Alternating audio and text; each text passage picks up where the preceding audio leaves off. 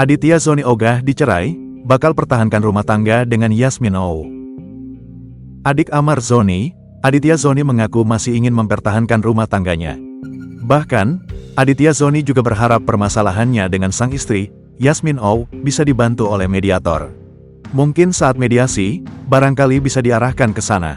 Masih ada keinginan Adit untuk mempertahankan rumah tangga, kata Abdullah Emile Umar Alamudi, pengacara Aditya Zoni. Disinggung soal penyebab cerai, Abdullah tak banyak berkomentar. Ia hanya menyebut kliennya dan istri memiliki permasalahan tanpa menjelaskan lebih rinci.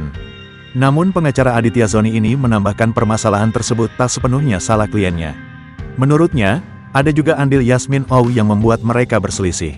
Ya memang ada permasalahan. Ada salah satu tindakan Yasmin yang kalau menurut pendapat saya ada salahnya jugalah.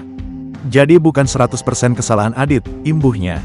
Kendati begitu, Abdullah melanjutkan saat ini belum ada keputusan final dari mantan adik ipar Irish Bella terkait gugatan cerai Yasmin Oh.